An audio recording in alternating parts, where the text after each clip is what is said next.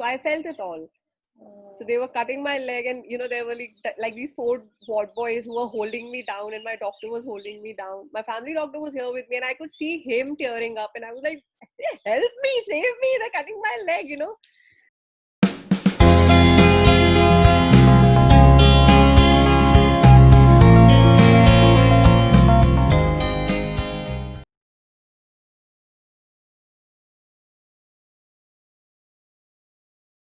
Ravi, thank you so much for coming forward and sharing one of the most important so far life changing moments.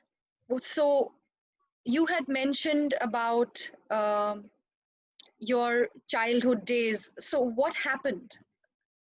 What happened with your It was childhood? what happened was I fell on the ground and I got a scratch on my knee. That's what happened. And I didn't tell my parents, and nobody paid attention to it. I got a fever. So the fever was looked into. I still didn't tell anybody, or had a scratch on my leg. Then it started hurting in my knee. Like it started swelling and started hurting. So we went to the doctor, and we went to the ortho. He was a family doctor, and he said that there might be infection in this, so we'll have to check. And eventually we found out it was sepsis. It kept getting worse and worse. I was in the hospital for about a month and a half. Mm-hmm. 20 days in ICU. Doctors were like, they had given up, she'll not survive. 19 days, crucial condition. Will survive, will not survive, do not know what will happen. So so the infection, it started from the knee, and they operated on me. And they had like a tube coming out of the knee, and it was supposed to collect all the pus and infection that came out, but there were clots inside that went undetected even in the x-rays and everything initially. They had to operate on my leg without giving me anesthesia, because apparently my infection had reached the lungs. They even, my mom used to tell me that they even told the parents we might have to cut off the leg, if it doesn't stop, we need to stop the infection. Did you So know they about didn't cut that? off the leg. Did you know No, no, about no, I did not know anything. So Okay, because okay. when I was in the That would have ICU, been really, very difficult at that age to yeah. So digest and to assimilate. see, you wouldn't believe this, but I've always been a very happy person.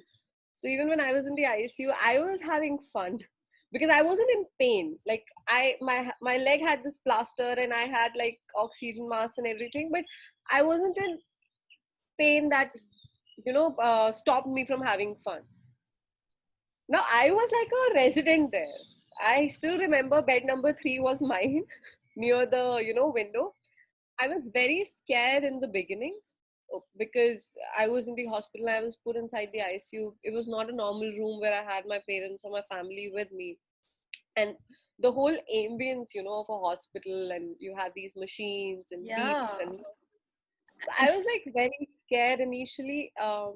But then I had my bua who came, and then my family is very supportive, and we like laugh our way through troubles. Okay. Like whatever Okay. difficult time we've seen, I've always seen my family, smile their way through it.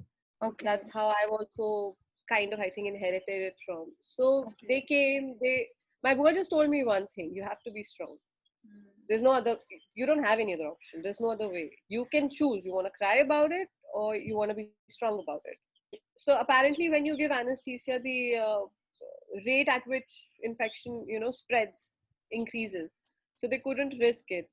So they had to operate on me without giving me anesthesia. So I felt it all.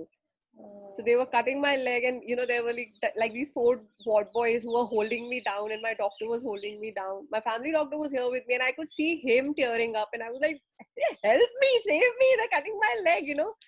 And I was like, obviously, I was screaming at top of my lungs and everything. So there were 7 surgeries that were done on my leg. Eventually, after that surgery, because a lot of the clots came out, the levels started coming down, Coming down. and Okay. from there it Thankfully. was an uphill journey of recovery. there were 3 to 4 months of very extensive physiotherapy that I had to go through, because Mhm. as the doctor said, they thought that the damage was so much that I'll limp, or I'll not be able to walk properly. But my mom was very determined कि कैसे नहीं, I'll make her Make walk.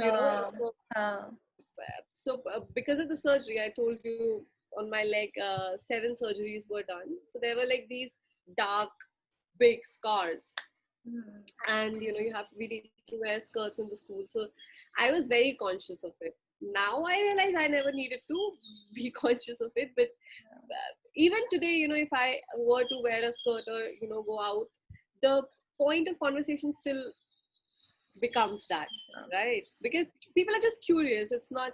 But then at that time, I was just this. Uh, I had turned 12 in March, so I was just 11, 12-year-old kid, and I was still uh, learning how to love my body or accept my body, and yeah, yeah. so that was there. Yes. So I used to wear these opaque stockings. So there were talks of plastic surgery, getting cosmetic surgery done on the leg, so that it can be, I like really wanted to get rid of it. I wanted a normal leg, right? I wanted a normal looking leg. And now I realize it was just meh, like it doesn't matter. It was a fight, I would say, I had with myself, where it's like, if I can put it in a character, I'd have that angel Ravi here, Yeah. and then, demon Ravi here. She would keep hating, and she would keep telling her to shut up Correct. and no, I love my body. So to me, Ravi, tell me, so this was something which was physically caused, and mentally you grew leaps and bounds. I think any hardship we get, right? Whenever we come out of it, we're only going to come out of it if we get stronger and we get to learn how to deal with it, right? Otherwise, we'll stay stuck there. If there are 20 things today that I think you as a person know me and will define Correct. me on, Correct. I don't think my scars will even be on the 20th number of who I Correct. am. Correct. So eventually, while growing up, somewhere I also realized and I also learned that it doesn't define me at all. Are you over with this as a struggle, or does this still, even to a tiny extent, still feel? I would be very honest with you, Deepa.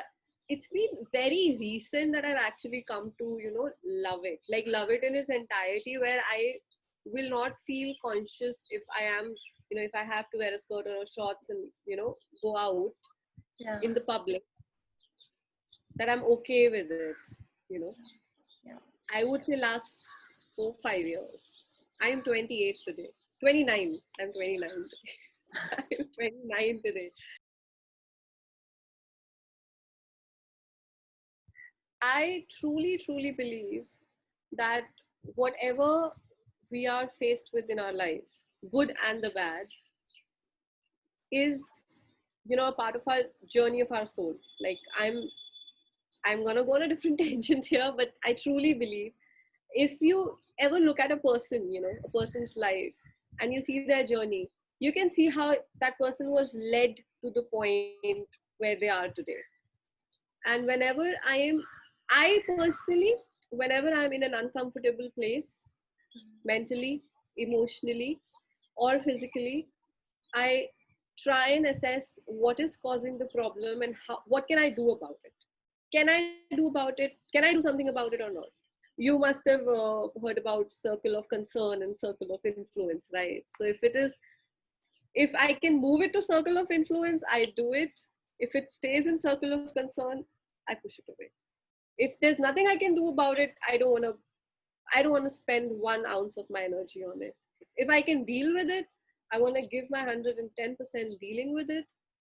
If I'm not able to deal with it, I want to take help. I am very besharam when it comes to taking help. I'll come and ask for help. Please help me. This is great. I mean, you've truly inspired me in this, and to understand that yes, you always have a choice and you live with your choices. That's very important. Thank you so much, Ravi. Yeah, yeah. Thank you.